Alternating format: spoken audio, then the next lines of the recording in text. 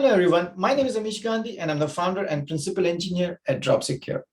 In today's video, I'm going to talk about my favorite topic, how at DropSecure we use end-to-end encryption with zero knowledge to make sure that your data is safe, private, and protected at all times.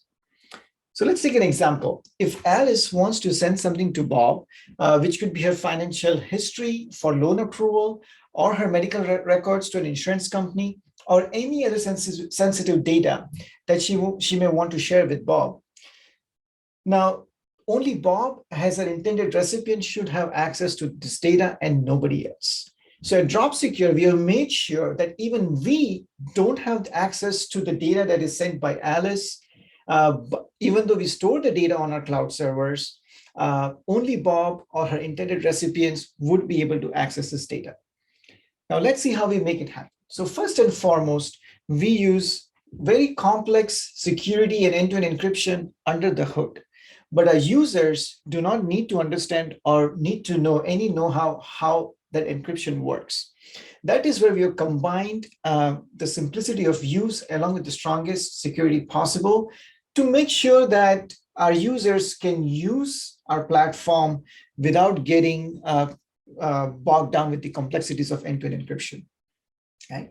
So when Alice is sending her files and messages to Bob, the first thing that happens is that data is encrypted with AES 256 encryption on her device.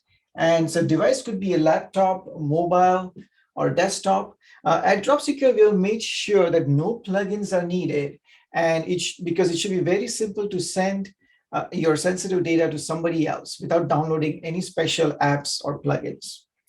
So when Alice is sending the information to Bob's, the first the encryption happens on her device, and then the encrypted data is sent via SSL to the DropSecure servers. Right? So there's two layers of encryption happening here, which is first the data is already encrypted with AES-256, and there's a second layer of encryption using SSL. Now, SSL gets terminated as soon as the data reaches the DropSecure servers. Now here, even though SSL is terminated, the data is still encrypted with AES-256, and the keys are never stored on our servers. They're actually never sent to us. Now, this is where DropSecure is different from existing cloud service providers. Most of them would, when the SSL is terminated, they would have access to Alice's data in clear text, meaning they could see her financial history, her medical history, or whatever else she's sending on their servers. And if anybody else would have access to those servers, they would also have access to this information, which is where we want to make sure that nobody else can have access to the data, but just your recipients.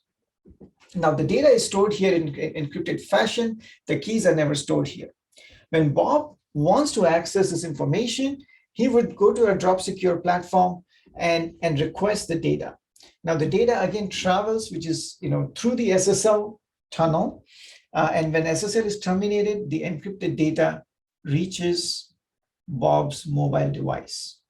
Now here, because this data is encrypted, how would Bob decrypt this information? And to keep it simple for this video, what happens is we use multiple layers of key encryption to make sure that only Bob can decrypt this information. So there's this, once Bob logs in, there's a key generated on this device that only belongs to Bob. And because the data was sent to Bob, only his private key would be able to decrypt this encrypted data here. And here the decryption also happens right here on the mobile, not on our servers, as it happens with the other cloud service providers. So all the decryption happens here.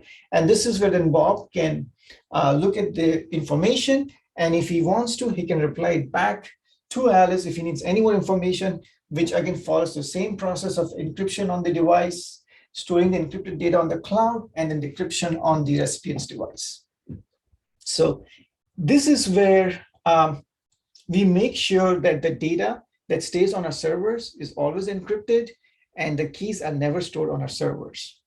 And we have a lot more other controls to make sure that the data doesn't proliferate and the data can get deleted once it's read. All of that we have put in place to make sure that your data is never leaked. So for any questions, you can reach us. I'll be happy to go over more details if needed. And thank you very much for listening.